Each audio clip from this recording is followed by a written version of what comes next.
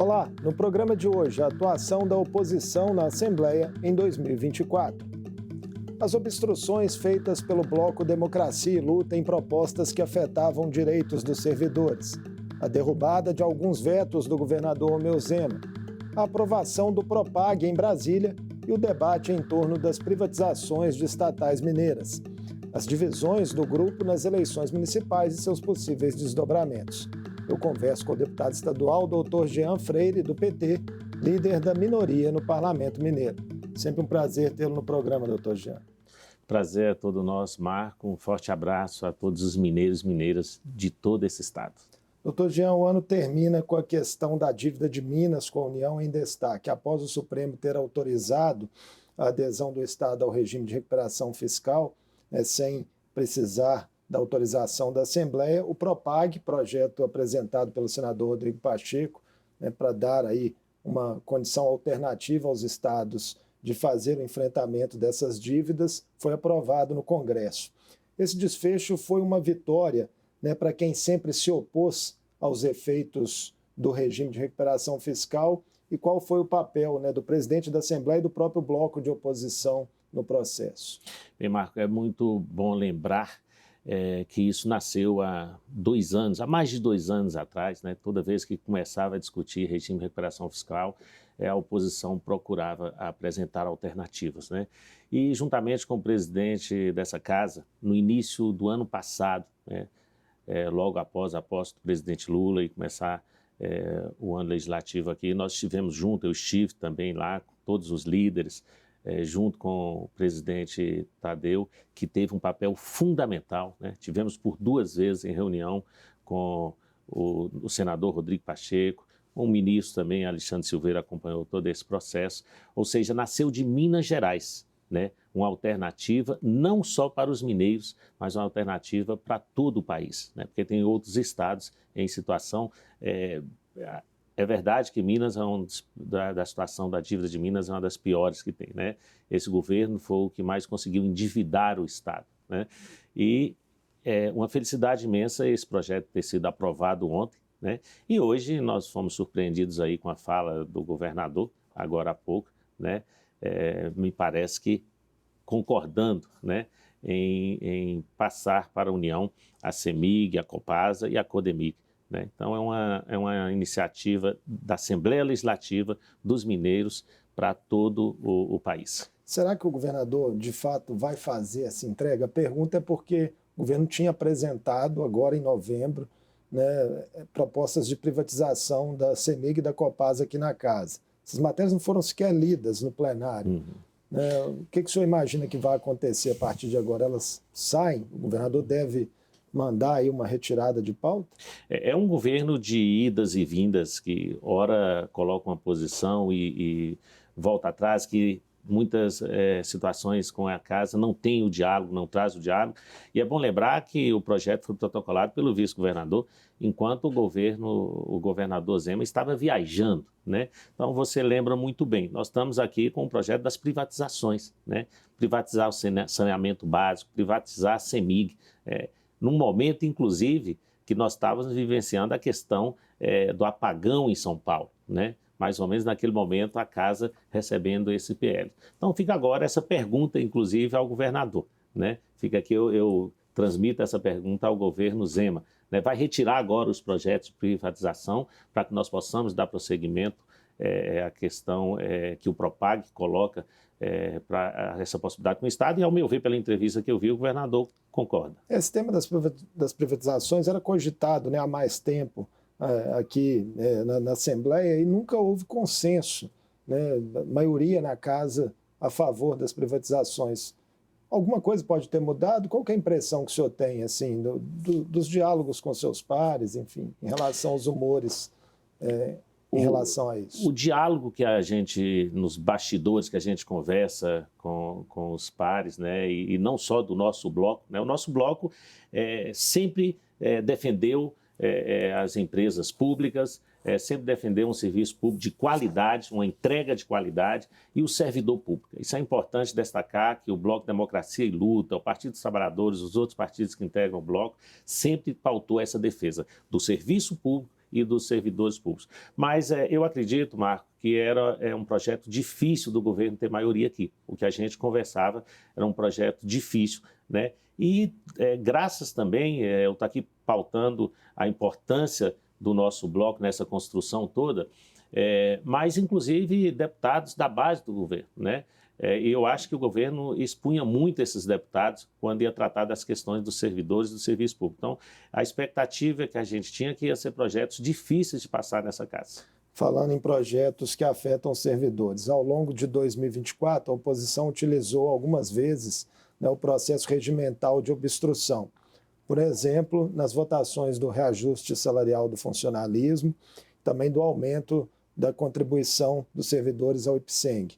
E as matérias acabaram sendo aprovadas pela maioria, né, governista com modificações. Como é que o senhor vê o saldo final, né, dessa estratégia da oposição, né, de obstrução, e do que vocês conseguiram em relação a esses projetos? Eu gosto sempre de lembrar, quando fala em estratégia de obstrução, que é regimental, né? E às vezes as pessoas pensam, quando fala essa temática, obstruindo os trabalhos, olha, Marco, é o momento que a gente mais trabalha na Assembleia Legislativa, são nos momentos de obstrução, né? No pensamento de emendas, em audiências públicas, ouvir a população, então é o momento que a gente mais trabalha. E como você citou muito bem, dois projetos você destacou aí de fundamental importância, que às vezes o governo, e são vários governos que já passou pela cidade administrativa, não satisfeitos em destruir, em desmantelar o serviço público, eles querem ferir também os servidores, né? Questão do IPSENG, eu dependi muito do IPSENG, né? Até os 21 anos. Né? E as propostas que minha mãe era servidora, servente escolar, e as propostas que o governo traz tirava várias questões da faixa etária, maior contribuição, ou seja, dificultar o atendimento aos servidores e àqueles que dependem dos servidores. A questão do reajuste salarial, nós conseguimos diminuir o dano, né? Aumentando aí, se eu não me engano, era de 3,62% para 4,62%. Mas as pautas a gente consegue, com muita luta, com audiências públicas, com a participação popular, diminuir os danos, né? Ficamos felizes em diminuir os danos, mas ainda a gente tem que avançar muito, porque já está no segundo governo, né, Zema, já saiu para 6 anos, e não para de chegar a essa casa projetos. Já passou 6 anos, não dá para dizer mais que não sabe como encontrou o Estado, né? E ao longo do tempo foram reformas administrativas, a questão do GEOSP, a questão do IPSENG, a questão dos servidores públicos, ou seja, o governo Zema, o governador Zema não para de atacar o serviço público e não para de atacar os servidores. E nós da oposição, do Bloco Democracia e Luta, temos feito o nosso papel nessa defesa. Uma queixa recorrente da oposição, deputado Dr. Jean, em anos anteriores, era em relação a descumprimento pelo governador de acordos firmados na casa pelos líderes, né, ao vetar projetos. Esse ano nós vimos alguns vetos do governador serem derrubados aqui no plenário. Melhorou em alguma medida esse relacionamento institucional da oposição com o governo? Eu diria que não. Né? É um governo de difícil diálogo.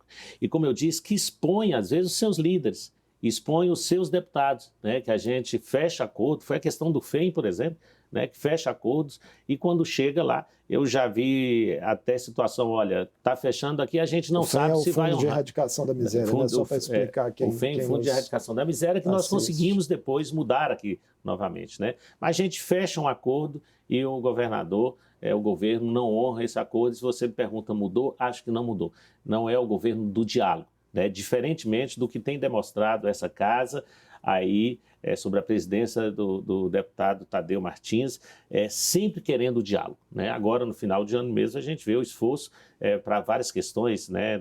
Da criação do fundo para o Ministério Público, da criação do fundo para a Defensoria, ou seja, a casa sempre procura o diálogo, né? E as comissões, quero aqui parabenizar todos os deputados, que independente de concordar ou não com as posições, mas que ficam até tarde aqui para tentar fazer o diálogo e tentar diminuir os danos. Tivemos até vetos derrubados aí quase que por unanimidade, né? Como é que foi possível esse entendimento no colégio de líderes? Com muito diálogo, né? Eu sou líder da minoria, junto com o colega Ulisses Gomes aí, que é líder do bloco. E eu diria assim, em todas as reuniões de líderes, é fantástico a posição do presidente Tadeu, né? Fantástica a posição dele, procurando entre os líderes, né? E nós líderes dialogando com os blocos, fazer esse diálogo com o líder do governo, com o líder da maioria, né? Então, eu acho que a palavra-chave é dialogar, é conversar, coisa que o governo não sabe fazer. O ano da Assembleia, deputado Dr. Jean, também foi marcado por importantes seminários institucionais, né, com agendas aí por todo o Estado. Um deles discutiu medidas de enfrentamento à chuva e à seca extremas no Estado e resultou na construção de um plano de ações. Qual foi a importância dessa iniciativa? O que é mais urgente daqui para frente? Eu quero também parabenizar a Assembleia Legislativa, que volta e meia, a cada biênio, escolhe um tema e traz para a discussão dessa casa. E sempre um tema da atualidade, né? Eu participei da reunião que estava discutindo que tema seria, e foi escolhido o tema da questão climática, né? O seminário de enfrentamento. Rodamos algumas regiões do estado, principalmente as regiões afetadas, né? O senhor é de uma delas? Eu sou, né? de uma delas, o Vale de Jequitinhonha, o Vale do Mucuri, o Nordeste de Minas, né? No momento, inclusive, quando nós começamos essa ideia, a casa começou essa ideia, a cidade de Araçuaí teve registrada a maior temperatura já registrada na cidade brasileira. Essa semana, a cidade onde eu moro, Itaubim, também uma temperatura alta. Isso afeta a questão da saúde, o acesso à água, as enchentes, né? Isso eu estou citando Minas, mas nós vimos o que sofreu o Rio Grande do Sul, as enchentes que têm acontecido muito no final do ano no Vale de Jequitinhonha, no Vale do Mucuri, ou seja, esses extremos de temperatura têm causado grandes danos, né, ao meio ambiente, às populações. Então a casa acertou na escolha do tema e fez também dialogando com as pessoas, ouvindo as pessoas, né? Mais de 300 entidades. Mais né, de 300 entidades que apresentaram propostas de enfrentamento a essa questão e foram premiadas, né? Algumas foram premiadas aqui nessa casa semana passada, né?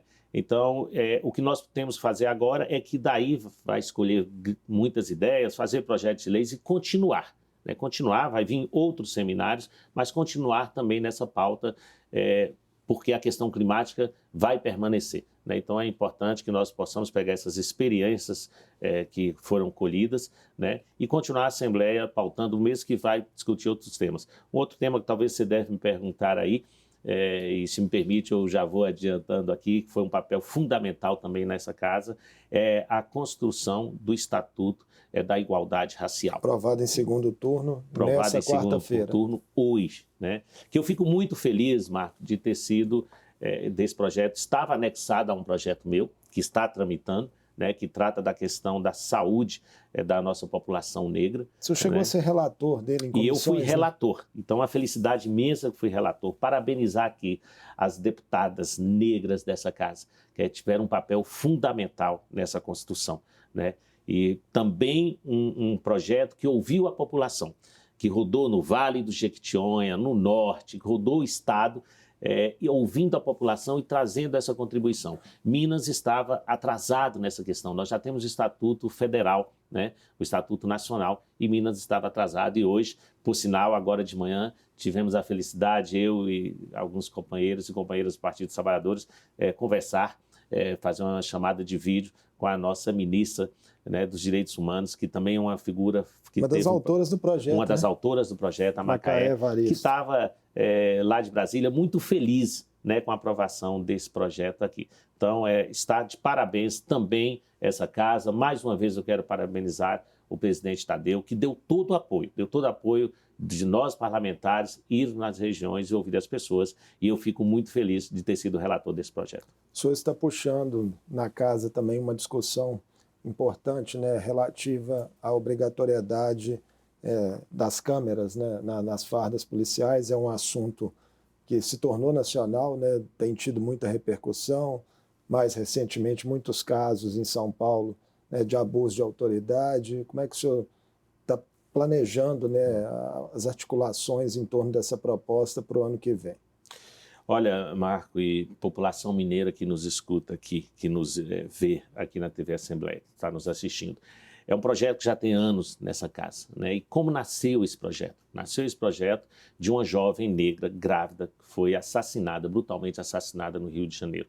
E nós vimos, a ideia aqui não é perseguir policiais, não é. A ideia aqui é a gente diminuir a letalidade, né? E proteger os bons policiais, né? Nós já tivemos situação comprovadamente que tinha alguém tentando corromper o policial e a Câmara serviu para registrar esse momento. Nós já tivemos há pouco tempo agora um policial no Rio de Janeiro que ele gravou a própria morte, né? E isso foi fundamental, né, para que pegasse o criminoso, né? Ou seja, nós temos que parar com essa ideia de polarizar tudo e achar porque vem de um parlamentar do Partido dos Trabalhadores é algo que a direita tem que votar contra.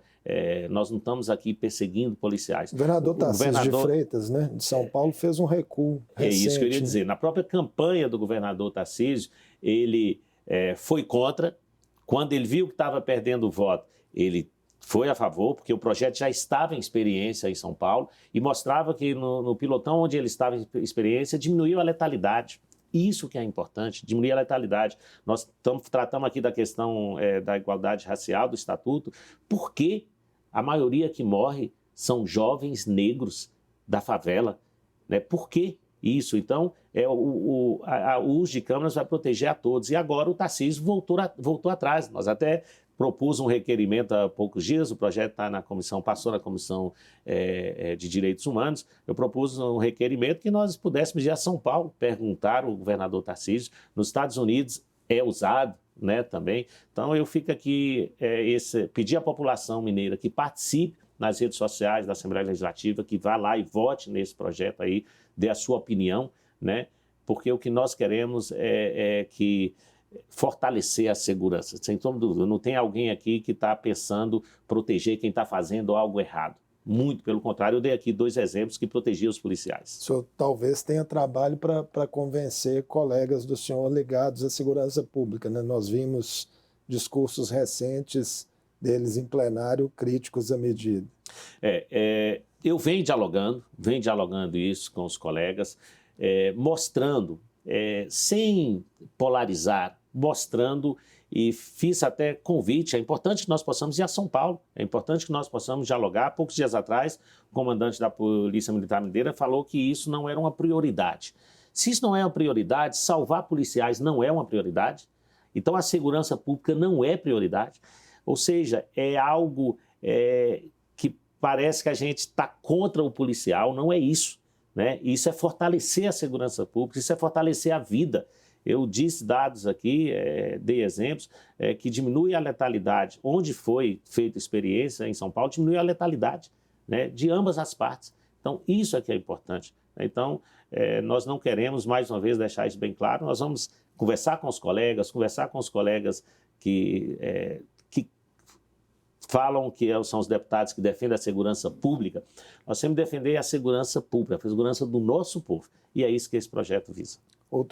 Outro trabalho, né, desculpa, que o senhor acompanhou de perto mais recentemente, foi o da revisão do PPAG, né, que ela é votada junto com o orçamento, né, o orçamento de 2025 foi aprovado nesta quarta-feira, e também essa revisão do Plano Plurianual de Ação Governamental, que é feita também com o calendário participativo.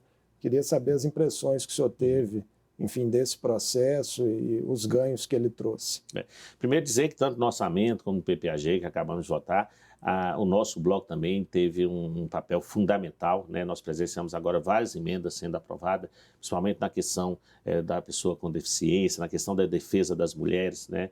O PPAG é algo que eu tenho orgulho de sempre participar, de já ter sido presidente da Comissão de Participação Popular, e esse ano nós também, mais uma vez, tivemos a possibilidade, eu, deputado Marquinhos, deputado Leleco, deputado Ricardo, de rodar o estado de Minas Gerais e ouvir as pessoas.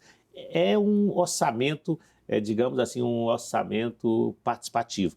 É uma parcela pequena, né? E que também, importante lembrar aí, você falou de vetos, nós tínhamos votado aqui nessa casa e tornado a emenda do orçamento participativo do PPAG, tornado ela impositiva, né? E isso construindo acordos. E o governador Zema vetou, né? E, infelizmente, né, essa casa, os colegas deputados mantiveram o veto, né? Então, é uma questão também que deixa triste, porque se nós temos emendas impositivas, né, e esse ano cada deputado vai ter aí por volta de 28 milhões de emenda impositiva, por que aquela emenda vinda do povo não é impositiva? Então, fico, mas de qualquer maneira... Como é que tem sido a execução dessas emendas? A execução ela tem melhorado ao longo dos anos, agora nós chegamos aí, já ultrapassamos 90% de execução, né? Mas mais do que execução também, é importante, aí eu peço muito à população para ficar sempre de olho, pesquisando as propostas que eles mandam, né? É importante a gente agregar a essa questão questões onde o governo não chega, Marcos, sabe? Por exemplo, enfrentamento à violência contra a mulher.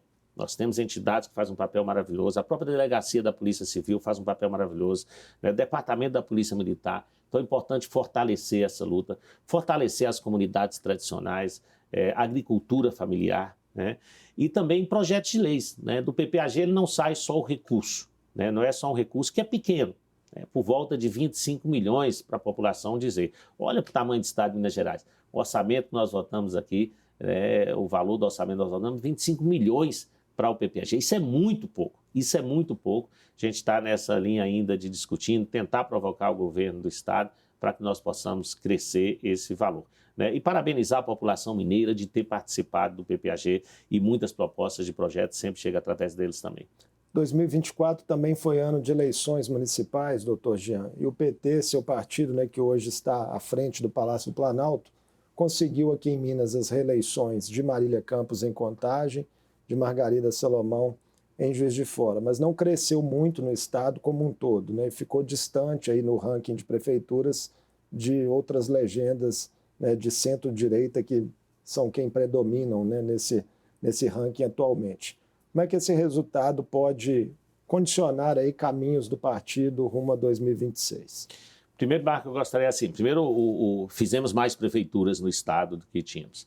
Parabenizar a ex-deputada prefeita de Contagem, né, Marília Campos, a ex-deputada federal prefeita, nossa companheira Margarida, de Juiz de Fora, o trabalho belíssimo que faz e que o povo reconheceu. Duas mulheres aguerridas, fazem um trabalho maravilhoso.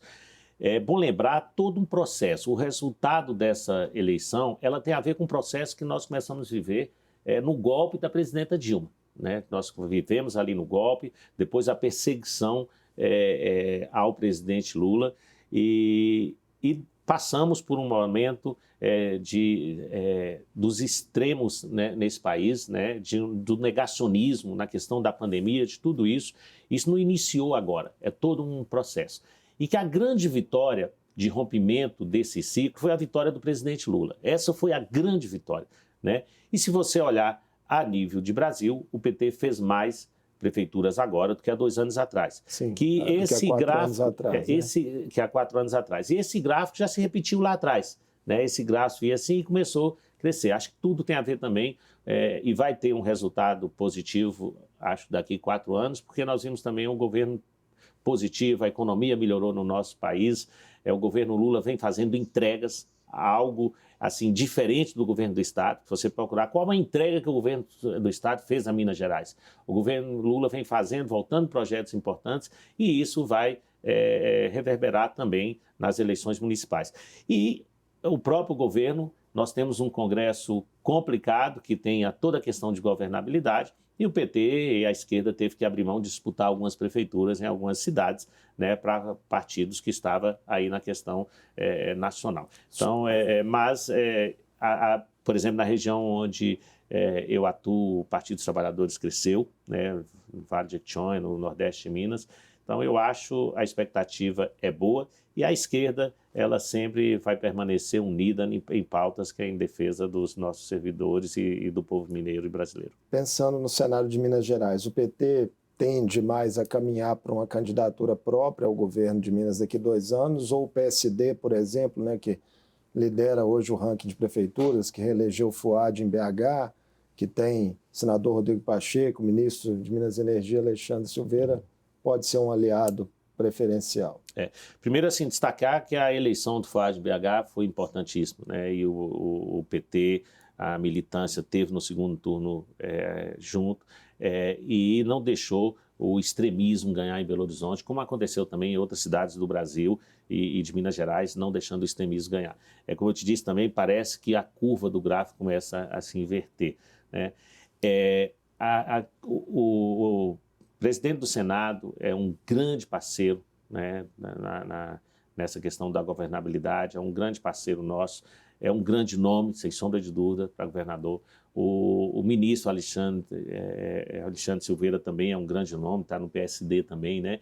Então, o PSD, sem sombra de dúvida, pode ser um grande aliado para as próximas eleições. Acho que em 2 anos muita coisa pode acontecer, né? Nós temos aí 2 vagas do Senado também para discutir, para conversar, né? Então, mas eu tenho expectativa que o PSD e outros partidos aí também de centro serão grandes aliados nossos. Rapidinho, só para a gente encerrar essa parte de eleições, já estamos no final da entrevista.